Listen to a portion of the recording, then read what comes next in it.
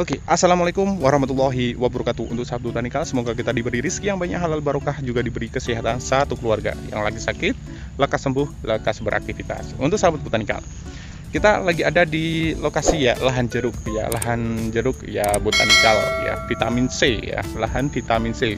Bisa di searching di Google yang namanya wisata jeruk vitamin C yang ada di Borobudur, yaitu adalah kepunyaan dari Bapak Haji Badurudin, yaitu bapak saya sendiri. Nah, untuk wisata tersebut sebetulnya ini konsepnya bukan wisata, jadi untuk apa ya, hanya untuk menjual saja ya, untuk menjual jeruknya saja ya, seperti ini. Jadi untuk pelanggan nanti datang ke sini ya, bayar berapa, cuman dikit kok untuk nanti pemeliharaan lahan. Nah, kemudian nanti untuk pelanggan bisa ngicipin langsung jeruknya yang ada di lokasi tersebut. Ya, ini menggunakan sistemnya kita ya.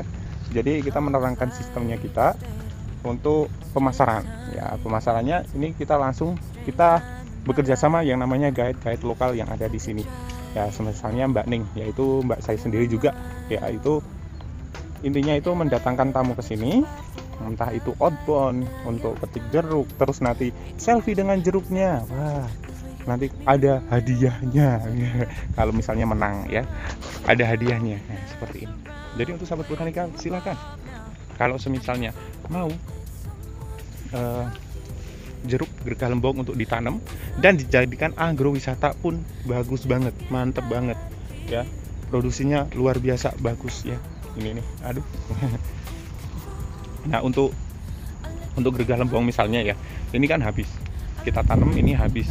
Nah, ini ada jangka waktu kisaran 3 bulan untuk kematangan ya. Jadi 3 bulan nanti akan matang, dan nanti akan dipanen lagi. Dipanennya itu bukan dipanen oleh petani ya, melainkan langsung dari konsumen. Nah, jadi konsumen langsung metik sendiri, makan di sini, nanti dibawa pulangnya bayar ya, jangan gratisan, nanti rugi. Nah, seperti itu.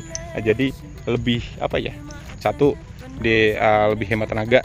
Dua, pemasaran itu tidak akan sulit ya. Kalau gergah lembong pun kalau dipasarkan di lokal itu banyak orang yang suka, bahkan ada yang sampai cari lahannya ya, sampai cari lahan botanikal ini ya. Pernah ada soalnya. Tapi kita harus nerangin yang namanya jeruk ini, yang negatifnya ya. Negatifnya itu saat berbunga ataupun berbuah pertama kali ya. Buah pertama kali itu kurang mulus, jadi kurang menarik, sehingga para konsumen itu kayak, ih, apaan, jeruk apa ini, kok kulitannya jelek banget nah gitu. Tapi disiasati aja. Disiasatinya kayak gimana? Silahkan icip aja gitu. Nggak apa-apa, jeruk satu kita icip, kita berikan. Nanti kalau sudah tahu rasanya, biasanya itu akan beli 2 kilo, 1 kilo, ya minimum 1 kilo biasanya. Nah, untuk harga gimana? Nah, kita belak-belakan di sini ya. Untuk harga, jujur saja, yang ini tergantung momen. Kalau misalnya itu panen raya, untuk tengkulak ya, menjualnya ke konsumen itu biasanya mencapai Rp34.000. Itu sesuai dengan yang ada di mall ya, yang ada di mall. Nah, sedangkan kalau misalnya untuk yang ada di sini berapa? Nah, kita akan membuat cepatnya untuk orang-orang itu menginginkan ya, sesuai dengan taraf ekonomi yang ada di sini. Nah, jadi kisaran Rp24.000 ataupun kisaran naik turun ya, ini Rp28.000. Nah, tergantung nanti. Ini nih. Ya, ini dari tadi kita nerangin dari apa? Dari tengkulak ya. Kalau misalnya petani kayak gimana? Biasanya kalau petani itu kisaran 15.000, kadang 14.000, kadang 16.000. Jadi bermacam-macam ya. Jadi tergantung momen ya. Karena ada panen raya, ada panen yang tidak raya ya. Kalau panen raya ya kayak gini. Kalau panen yang tidak raya ya sedikit-sedikit aja. Tapi harganya kayak gimana? Pastilah mahal gitu. Jadi kayak gitu untuk sahabat botanikal ya. Nah, kalau misalnya menginginkan jeruk, maksudnya bibitnya, kita sudah menyediakan juga yang ada di sini. Silahkan di kontak aja. Nah, ini kita menerangkan tentang kebunnya kita. Kalau di sini kita menggunakan sistem tumpang sari. yang mana sistem tumpang sarinya itu ini kita tanam dengan apukat, ada juga jeruk, ada juga pisang, ada juga ya macam-macam ya. Dikarenakan memang kalau misalnya menggunakan sistem tumpang sari itu seperti sabuk pengaman buat kita, yang mana misal jeruk keprosium kayak gini, ini kita jual ternyata harganya turun. Nah, kalau harganya turun ya kita mempunyai jeruk yang lain untuk jadi sabuk pengaman kita, yaitu seperti halnya jeruk gergaha lembong. Kalau jeruk gergaha lembong itu lagi turun, kita ada jeruk keprosium. Nah, kita cari ya nanti ya, bentar. Nah, ini untuk sahabat botanikal.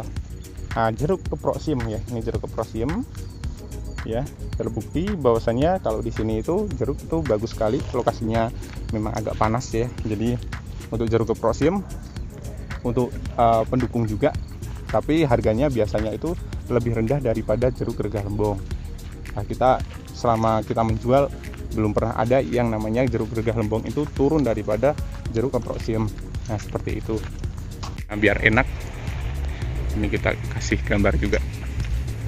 Nah, untuk lahannya ini yang ada di sini, ini kisaran 7.000 meter ya, 7.000 meter persegi. Sebetulnya lebih, tapi kita anggap aja 7.000 meter persegi ya, karena memang saya lupa nah, angkanya ya, yang lebih itu 47 atau berapa lupa.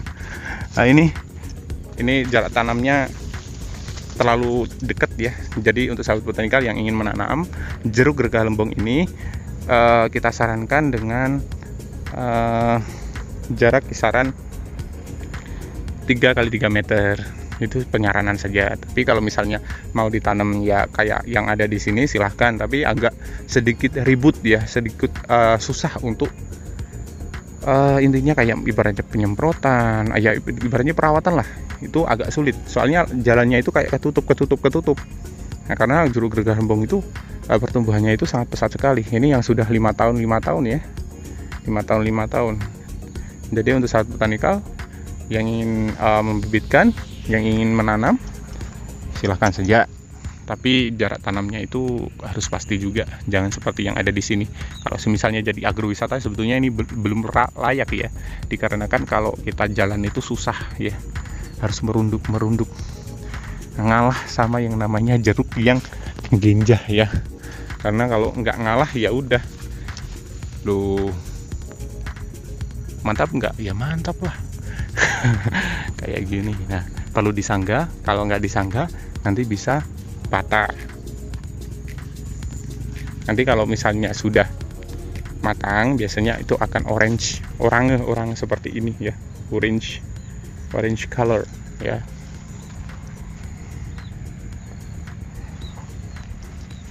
Ya, ini sebagai pertimbangan untuk sahabat botanikal ya. Nah, jadi misalnya sahabat botanikal mempunyai apukat, pengen tanam apukat, di doping, maksudnya di doping itu dijajarin yang namanya jeruk ya, itu bisa banget ya, bisa banget, karena kita juga lagi taraf pengembangan yang ada di sini yang kita tanami dengan apukat. Nah, ini kan lubang-lubang kayak gini kan, ini mau kita tanamin apukat, tapi sebentar ini menuju ke musim penghujan, kita belum yakin nih. Tiba-tiba kok kita yakin itu musim penghujan, tiba-tiba berhenti untuk hujannya, jadi agak kesulitan juga. Oke, nah salah satu contohnya yang ini ya, ini apukat, kayaknya apukat Kuba, ini bukan apukat tanbik ya. Memang kita menggunakan varietas yang lain ya daripada yang lain ya. Kita kan tanam apukat seperti peluang, seperti kendil. Nah, sekarang kita tanami dengan apukat seperti Roro, tanbik, Afuzila, Kuba, terus aligator juga ada, Miki, terus apa lagi? Lupa aku. Pokoknya banyak ya. Memang taraf pengembangan. Nah, seperti halnya ini. Nah, ini contohnya yang tanbik ini. Nah, contoh tanbik itu seperti ini, jadi daunnya itu agak besar-besar ya. Kuba,